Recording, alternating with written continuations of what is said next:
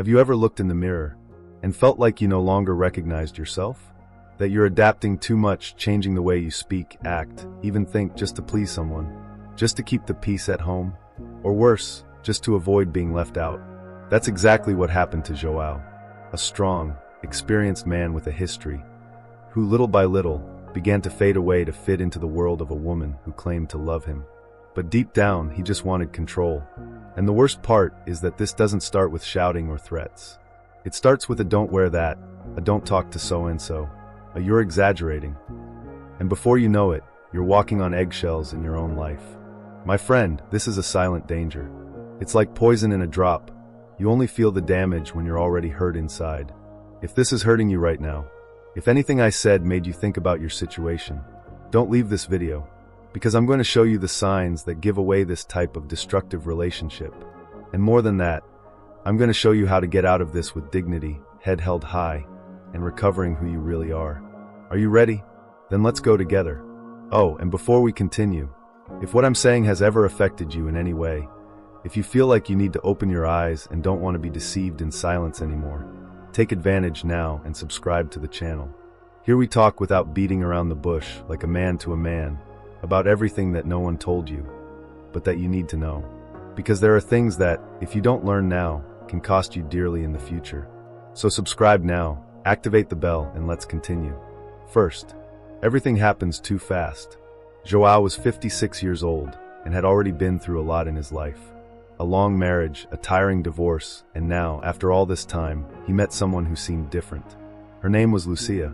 The first time they met, everything was fine. The second time, she was already saying that he was the man she had always been looking for. Less than a week later, she was talking about renting a house together. And before a month had passed, she was calling him the love of my life and talking about marriage. João at first was excited. Who doesn't like to feel desired? After years of loneliness, that seemed like a gift. But something inside him started to tighten. An uneasiness. As if his head was saying, "Calm down, João. Take it easy." And here's the thing. When someone wants to rush too much at the beginning of a relationship, that can be a red flag. Sometimes, the person wants to tie you down quickly before you see who they really are.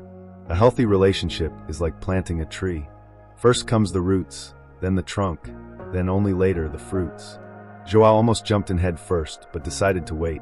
And that's a good thing, because over time, he saw that Lucia's moods changed easily. She was jealous, controlling, and everything that seemed like love turned into pressure. Question: have you ever felt that someone wanted to get involved with you too quickly, to the point of leaving you no time to think? 2. You feel like you need to hide things from your friends or family. João had been dating Lucia for a few weeks.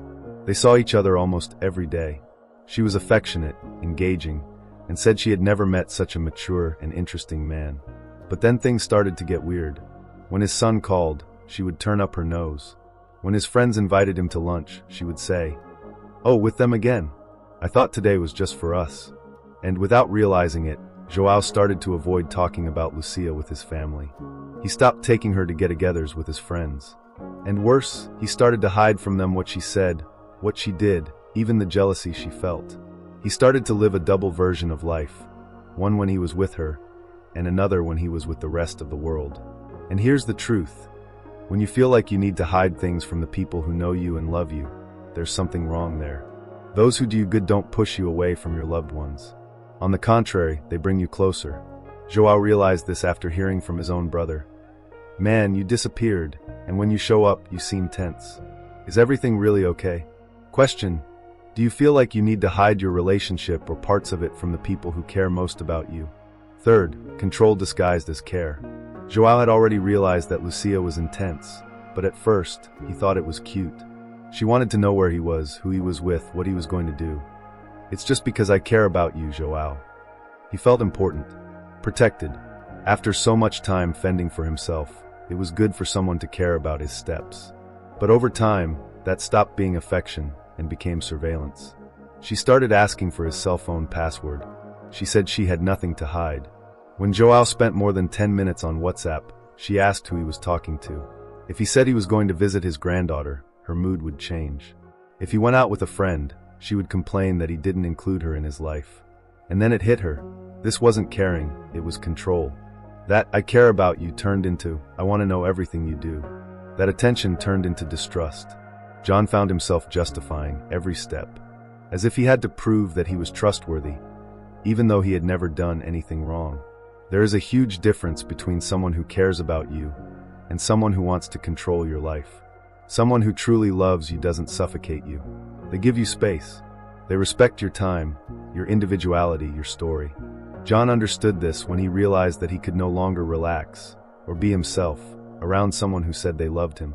Question: what you have interpreted as care, isn't it actually turning into control? Fourth, too many promises, too few actions. John was starting to feel tired. It wasn't physical exhaustion, it was a mental exhaustion. He realized that he was carrying the weight of keeping the relationship going alone. Lucia always had a ready-made, beautiful speech, the kind that moves you. She knew exactly what to say. When João said that something was bothering him, a mean comment, a fit of jealousy, an exaggerated demand, she would immediately react with tears in her eyes. "I'm going to change, João. Forgive me, you're everything to me." And at that moment, he believed her. Because she spoke with emotion, with intensity. She seemed sincere. And he wanted so much for it to be true. But then time passed, and nothing changed. It was always the same cycle. She made a mistake, apologized, swore to change, and soon after, it all repeated itself. João began to realize that he was trapped in a maze of empty promises, as if he was always waiting for a better tomorrow, which never came. He realized that Lucia was skilled with words. She knew how to touch where it hurt. She knew how to make him feel guilty for complaining, and at the same time, hopeful for believing that this time it would be different. But it wasn't. The penny dropped one night. They were having dinner, and he said affectionately, "Remember what we agreed on?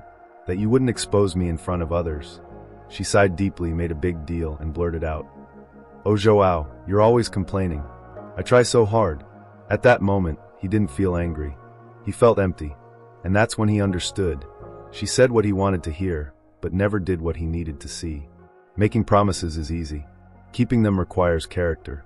True love isn't just talk, it's action. It's real change. João decided that it wasn't going to work anymore. He wanted peace, coherence, truth. Question: are you stuck on promises that are never kept? What attitudes are missing for the talk to become truth? Fifth, lack of respect in small details. João has always been a calm guy. He never liked to fight, to raise his voice. But Lucia would make small ironies, uncomfortable jokes, and comments that belittled him. And he swallowed it, because it seemed like a small thing. But then comes the strong warning. Disrespect almost never starts big. It enters through small gaps. Until the day João heard from a friend, "Man, why does she talk to you like that?" And that hurt, because he knew it wasn't right. Question: have you tolerated small lacks of respect in your day-to-day life, thinking that it's not worth fighting about? Sixth, you feel like you're always walking on eggshells. João started to measure every word. He avoided displeasing. He was always adapting himself, and he realized that he was always on alert, afraid, anxious. When you feel like you have to walk on eggshells, it's because the foundation of the relationship is already cracked.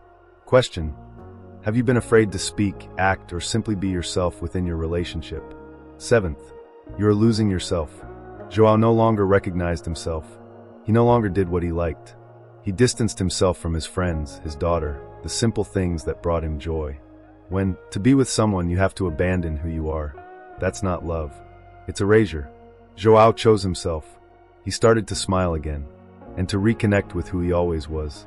Question: do you still recognize yourself as the person you were before this relationship began? So pay attention, my friend. These things don't start out big. They start with a strange way here, a slurred speech there, and before you know it, you no longer recognize yourself. Be careful, because the danger of a bad relationship isn't just losing the woman, it's losing yourself. Don't settle for less than the respect, peace, and joy you deserve. Value who you are, and if you're going to have someone by your side, let it be someone who lifts you up, not someone who puts you down. João learned the hard way. Words without action are just noise that tires the heart. And maybe just like him, you're also living with hopes that never come true. But don't worry, you're not alone. In the next video, we'll talk about how to rebuild your self-esteem after a relationship that weakened you, and where to start when everything seems in ruins. Because there's still time to start over. with more truth, more self-love, and fewer empty promises.